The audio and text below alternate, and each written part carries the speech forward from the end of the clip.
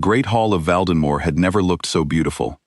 Hundreds of candles burned along the stone walls, their golden light dancing across silk curtains and polished marble floors. The smell of fresh flowers filled every corner of the palace.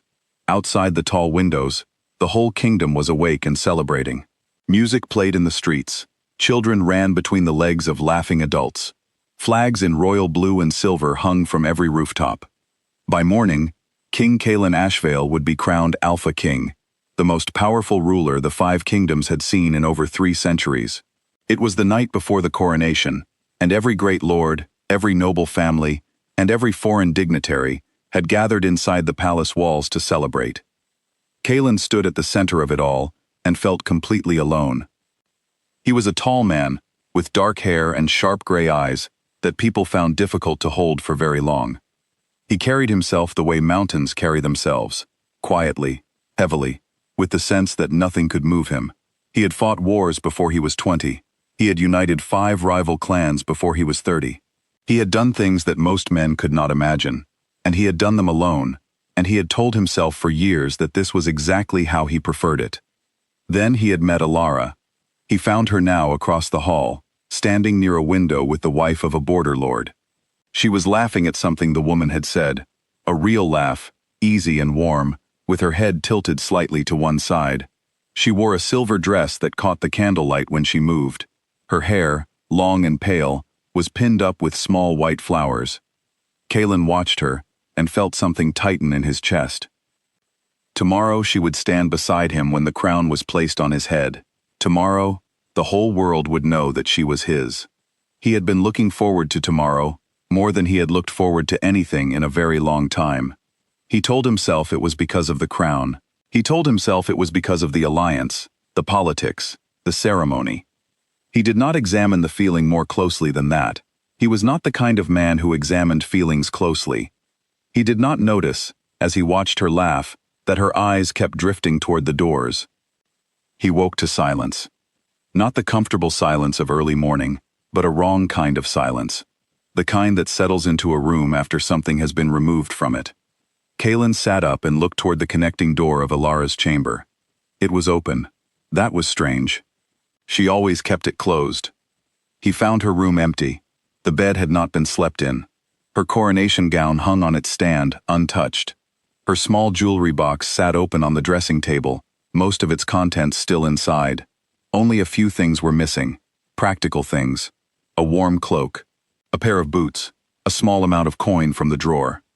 Kalen stood in the center of the room for a long time without moving. His beta, Draven, came to him within the hour. The guards at the eastern gate had found a single footprint in the frost, heading toward the forest. Her wolf, a rare silver white that people in the palace had always spoken of with quiet wonder, had shifted and simply disappeared into the dark trees.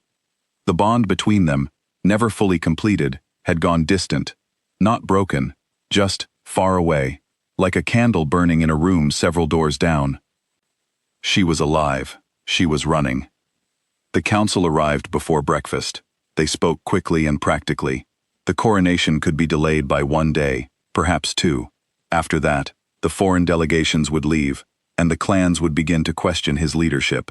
He needed to choose, delay briefly and send search parties, or proceed with the ceremony and address the matter quietly afterward. His mother, the Dowager Queen, took his hand gently. "A king must put the crown first," she said. She knew what she was agreeing to when she came here.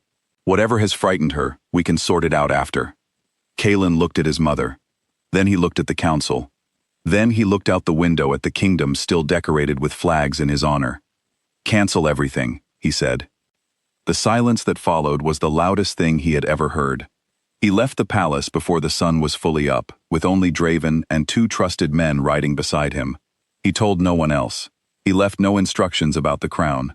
He rode east, toward the Greywood, following something he could not fully explain. A pull in his chest, faint but steady, like a thread attached to something far away. In the first village beyond the forest's edge, a healer remembered a silver-haired woman who had passed through 2 nights ago. She had been tired and asked for a warm meal. She had been polite and had paid in coin, and had not given a name. She had asked about roads heading south. In the next town, An innkeeper remembered her. She had stayed one night. She had asked about ships. In a small market near the southern road, a young girl came running up to Draven's horse and asked if they were looking for the pale lady. When Draven said yes, the girl opened her small fist. Inside was a ribbon, pale blue silk, the kind that had been in Alara's hair the night of the celebration. "She gave it to me," the girl said. "She said to keep it for luck." Kalen looked at the ribbon in the girl's hand for a moment. Then he said, very quietly, "Keep it." She was right. They rode on. Alara had crossed into Sorenhall, a kingdom along the coast where pack law carried very little weight. Kalen and his men entered in plain clothes, without royal markings, without banners. It was deeply uncomfortable. He was not used to being no one. In a harbor city he would not have been able to find on a map a year ago. He found a woman who ran a shelter for people escaping difficult situations. When he described Alara, her silver hair, her pale eyes, the quiet way she had of looking at people, the woman's expression changed. Not warmly. "She was here," the woman said carefully, "months ago." Kalen went still. "Months ago?" "She stayed 3 days. She was planning a route. She was very organized." He thanked the woman and walked back out into the street. Draven said nothing. He was wise enough to know when to stay quiet. Months ago, before the coronation had even been announced publicly, before the gown had been fitted, before the invitations had been sent, Alara had not run on impulse. She had not woken up one morning and decided to leave. She had been planning her escape, quietly and carefully, for a very long time, which meant that while she had been standing beside him at dinners and councils and ceremonies, she had already been leaving, piece by piece, in her mind, in her heart, long before her feet ever moved. Kalen sat alone that night, in a small rented room above the harbor.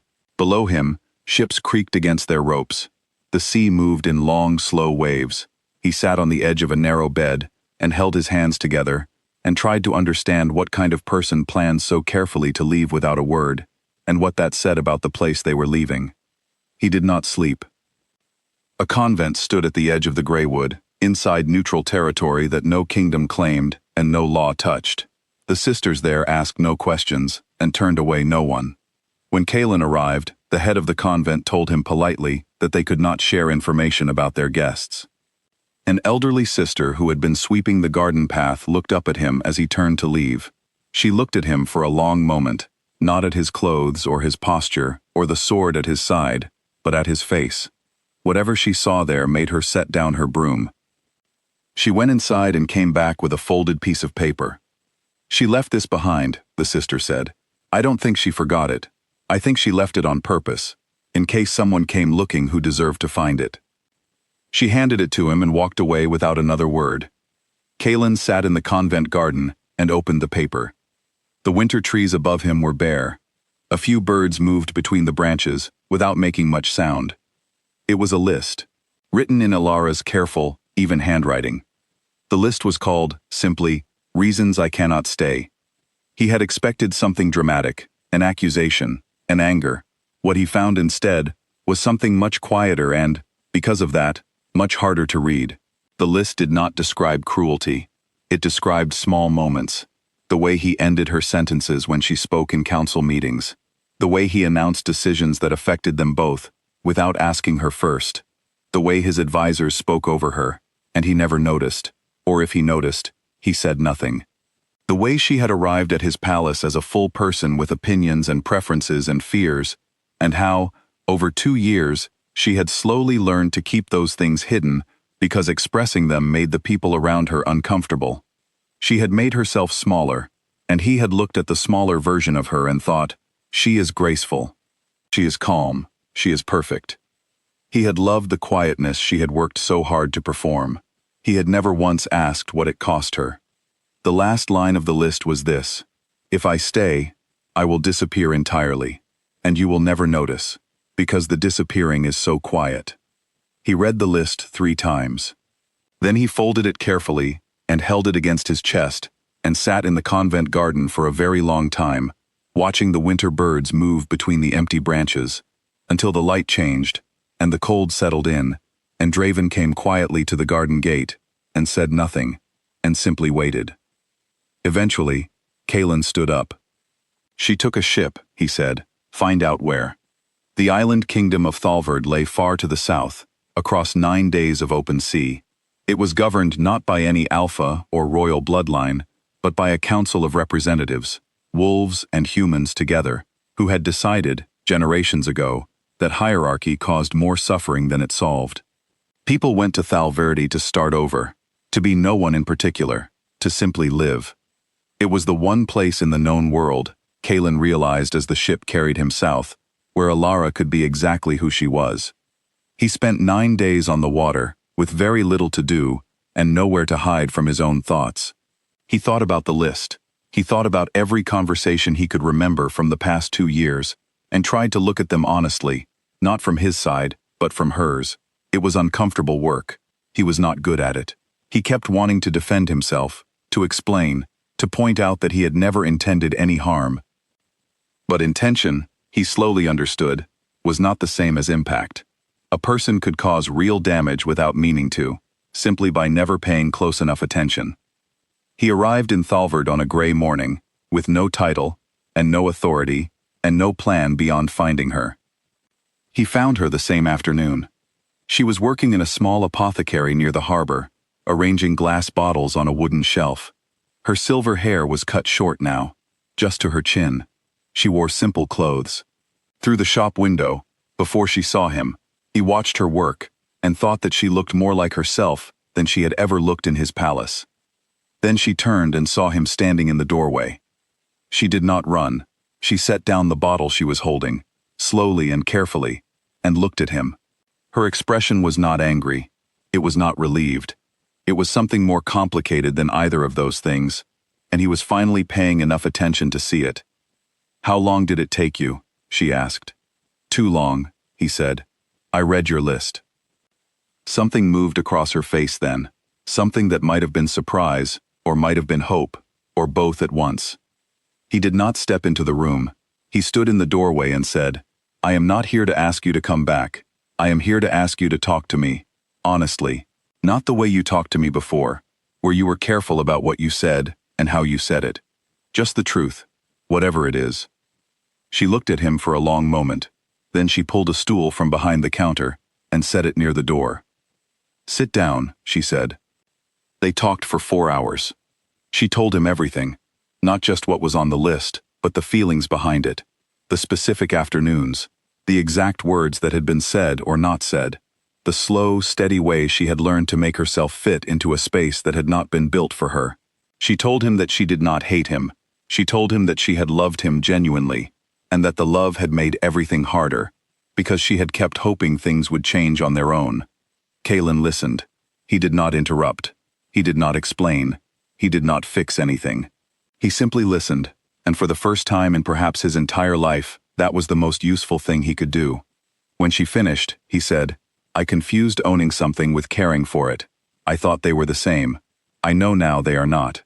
She nodded slowly. "I don't know if I can become who I should have been," he said, "but I would like to try. Here, in this place, where I have no title, and no power, and nothing to offer except my actual self." He paused. "If you will allow it." Ilara looked at him for a long time. Outside, the sea moved against the harbor stones. Somewhere down the street, someone was cooking something that smelled warm and good. "I am not making any promises," she said finally. "I know," he said. "And I am not going back to who I was before. I would not ask you to." She was quiet for another moment. Then she reached behind her and picked up the bottle she had set down when she first saw him, and she turned back to the shelf and continued arranging it. "There is a room above the baker's shop on the next street," she said, without looking at him. "He rents it cheaply. You would need to work for your meals. He does not give credit." Kalen looked at the back of her head, at the short silver hair, and the plain clothes, and the straight spine, and the careful hands. "That sounds acceptable," he said. The crown of Valdenmore was claimed by another man before the year was out. 2 clans separated. The political order that Kalen had spent a decade building was rebuilt by other hands, in a different shape. History recorded him as the Alpha King who never was, the man who abandoned his throne for a woman and disappeared.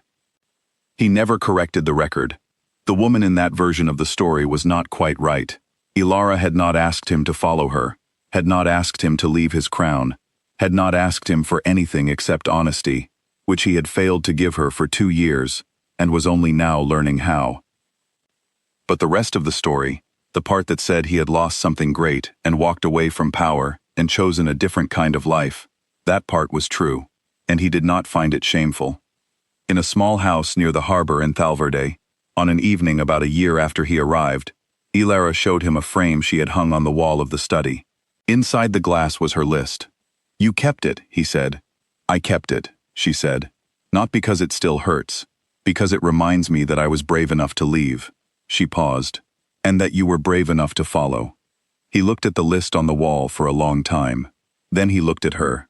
She was reading something by the window, her short hair catching the last of the evening light, entirely herself, entirely at ease. He thought that this ordinary, quiet, honest moment was the best thing he had ever been given. And this time, he was paying close enough attention to know it.